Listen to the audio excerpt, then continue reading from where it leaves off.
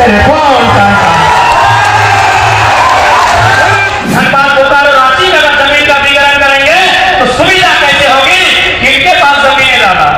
तो आप देख सकते हैं विशेषकर कोयलेरी बेल्ट में औद्योगिक क्षेत्रों में लगभग 60-70% जमीनें हमारी थी।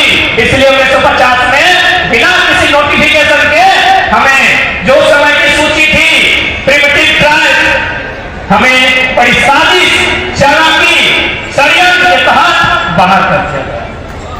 आज भी हमारे पढ़ने वाले नौजवानों को, हमारे माता और बहनों को, हमारे समाज के मैक्सिमम लोगों को जानकारी तक नहीं कि हमारे साथ ये साजिश क्यों रची। इसलिए आज एक जन चेतना की आवश्यकता है, जो चेतना धीरे धीरे जागरूक हो रही है हम सभी के। आज हम सबों के बीच एकजुटता की आवश्यकता है। जो एकजुटता हम देख पा रहे हैं, इस एकजुटता को आखिरी मुकाम तक जब तक हमारी पहचान और सम्मान न मिल जाए इसे कायम रखना। क्योंकि इस बात को मानना होगा, हम लोग बहुत ही सरल लोग थे, भोले भाले लोग, खेती के माध्यम से धान लगाकर अपना जीवन यापन करने वाले लोग, बहुत सरल लोग थे। हमने लोगों की चालाकी को कभी समझा ही नहीं। आज उसी चालाकी का परिणाम कि हम लोग हास्य में हैं।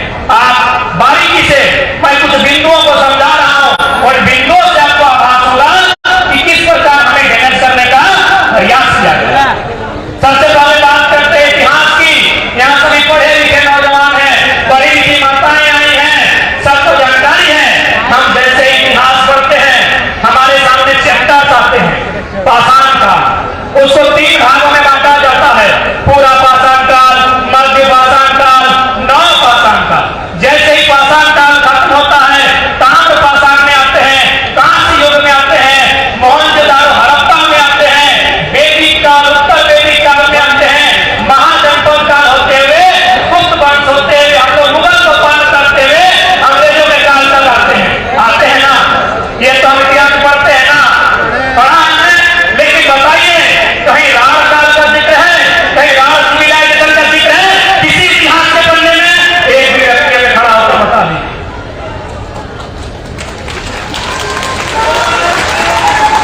तो यदि राण सिविलाइजेशन का कहीं जिक्र नहीं है तो क्या हमारे दादा परदादा जो हमको बताते थे हमें राम लोग लागे, क्या ये गलत है? इसका मतलब हमारे पुरखे बताते थे, जो अनपढ़ थे, जिनको स्कूल कॉलेज से मतलब नहीं, वे लोग हमको बताते थे कि हमारी राम लोग लागे। तो भाई राण सिविलाइजेशन होना चाहिए, राण सभ्यता होना चाहिए, राण काल होना चाहिए। जैसे पाषाण काल है, नव पाषाण काल है, मध्य पाषाण काल है, बुद्ध काल है, जैन काल है, मुगल काल है, महाजनपद काल है। राण काल होना चाहिए कि नहीं होना चाहिए? कहां है किसी इतिहास के पन्ने में राण सिविलाइजेशन का जिक्र है? यानी सबसे पहले कलाम लोगों ने क्या किया? हमारी सभ्यता को इतिहास में कहीं स्थान नहीं। अब ये मत पूछिए कि इतिहास लिखने वाले सब बहुत बड़े महापंडित थे, उनसे भूल नहीं हो सकती है, उनसे भारी भूल हुई है। और उन्होंने बिल्कुल चाटुकारिता में और द्वेष में बिना पूर्वक इतिहास को लिखा है। मैं नाम न लेकर 2 उदाहरण देना चाहूंगा, क्योंकि मैंने इतिहास की बात कही है और मैं एक्सप्लेन इसलिए कर रहा हूं कि लोगों ने इतिहासकारों से भूल कैसे नहीं हो सकती है। क्योंकि पढ़े लिखे लोग हैं, बोलेंगे इतने बड़े इतिहासकार थे, उनसे कैसे भूल होगी? हो सके हम ही लोग गलत है, राण सिविलाइजेशन नहीं था। तो मैं बताता हूं इतिहासकारों से कैसे भूल। एक राजा का नाम आता है, कहा जाता है कि उस राजा ने, मैं नाम इसलिए ले लूंगा क्योंकि लोग जाति धर्म से जोड़ देंगे, उसके बारे में कहा जाता है कि उस राजा ने भारत में जब आक्रमण किया था तो तोप के गोले से आक्रमण किया था, तोप के साथ। क्या बोल रहा? पानी बोतल। ध्यान दीजिएगा मेरी बात को। इतिहासकार भूल कैसे नहीं कर सकते हैं, इतिहासकार धोखा कैसे नहीं कर सकते हैं, इतिहासकार बेईमानी कैसे नहीं कर सकते हैं। उन्होंने क्या बताया कि 1500 के पीरियड में भारत में एक राजा आया विदेशी, उसने गोला के साथ जो तोप होता है उसके साथ भारत में आक्रमण किया। फिर वही इतिहासकार बताता है 30 साल बाद उसका जाति ने तलवार से लड़ा। क्या समझे पढ़े लिखे लोग?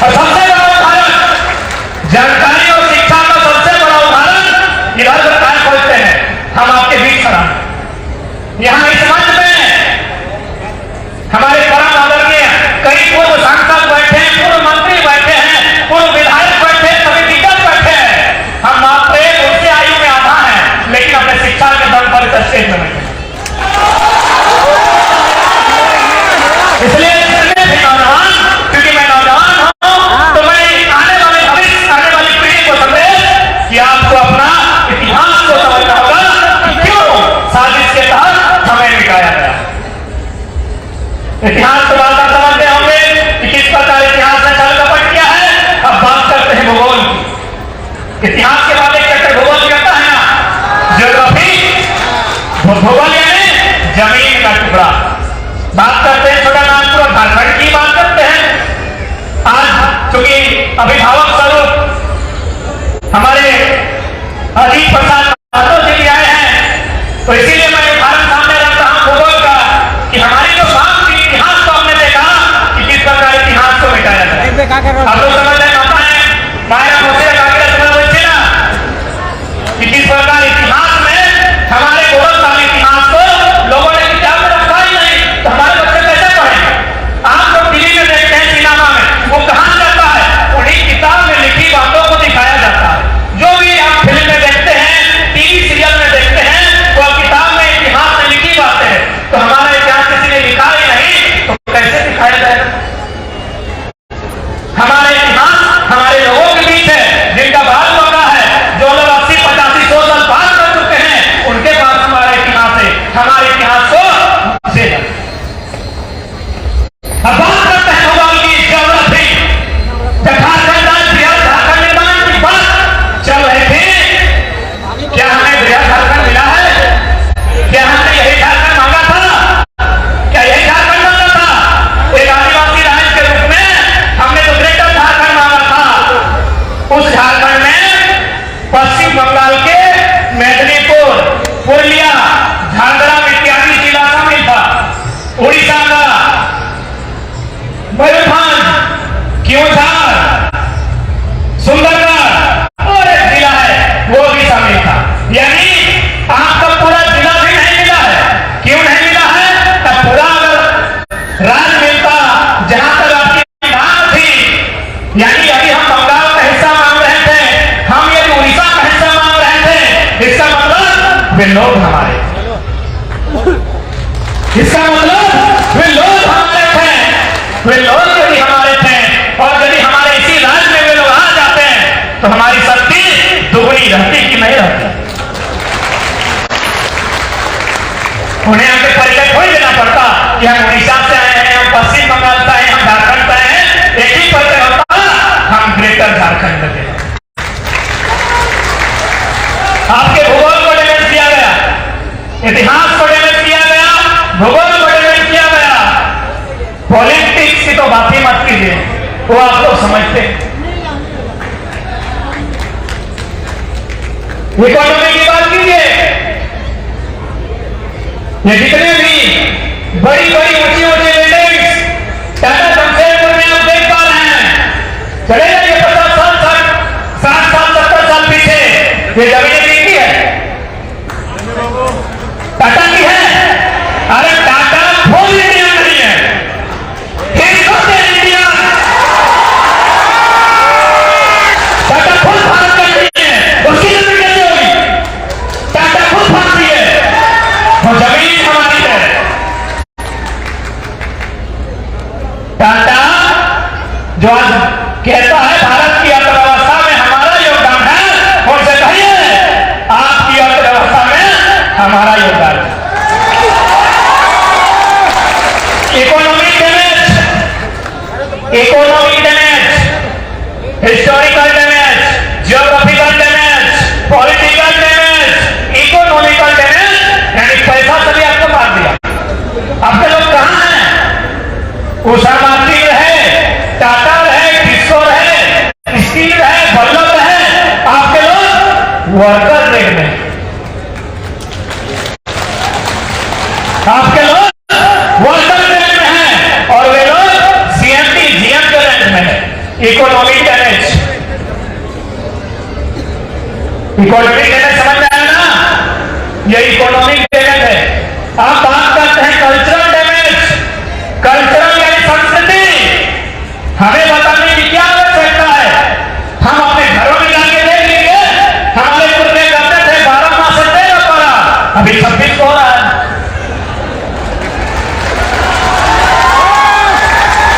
कल्चरल डैमेज, कल्चर यानी संस्कृति, संस्कृति यानी खान पान, रहन सहन, और यही कल्चर आपका महत्वपूर्ण होगा। आप जो लड़ाई लड़ रहे हैं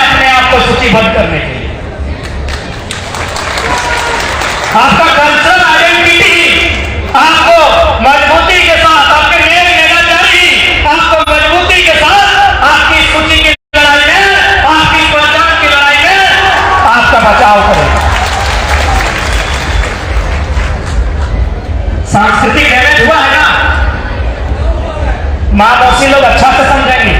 हमारे पुरखे कहते थे ना 12 माह से 13 पर्व, कहते थे ना कि हमारा पर्व वही है जिसमें मोड़ी जोड़ी और गुड़ी चलता है।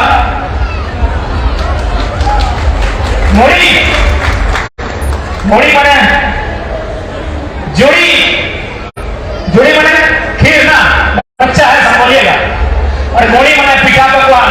जाके देखिए अभी क्या क्या लेके आते हैं कल्चरल। अब बताइए एक इंसान को मारने के लिए कहां कहां से आपको डैमेज किया गया, historical, geographical, cultural, political, economical. उसके बाद भी यदि हम जिंदा हैं तो बस वही कहेंगे राज सभ्यता, राज माटी के राज लोग हैं, इसीलिए जिंदा। इतना डैमेज होने के बाद भी अरे दूसरा आदमी होता इस दुनिया से उसका नाता कट जाता। इतना डैमेज होने के बाद भी यदि आज हम लोग जिंदा हैं तो भैया वही जो इतिहास में नहीं लिखा है, हम राज लोग हैं, इसीलिए जिंदा।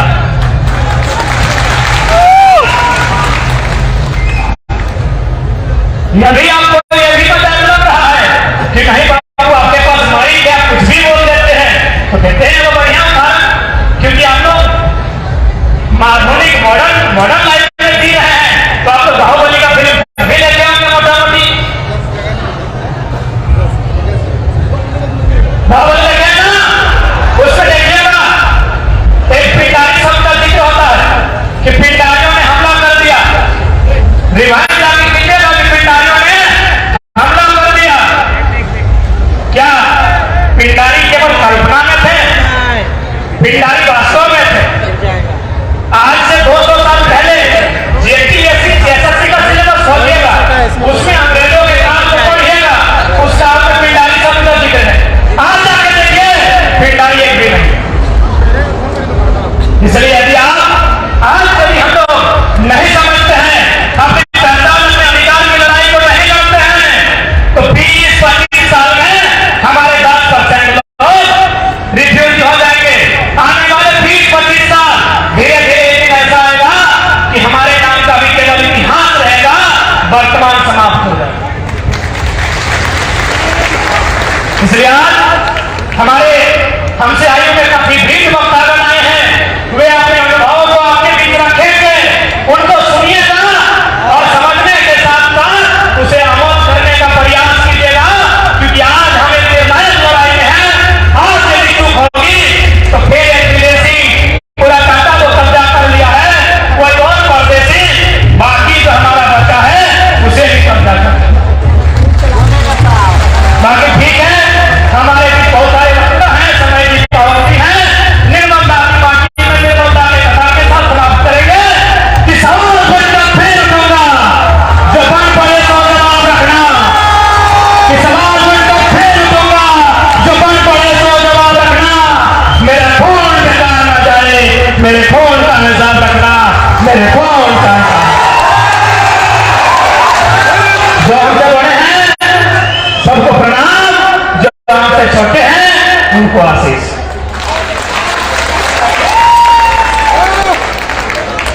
बहुत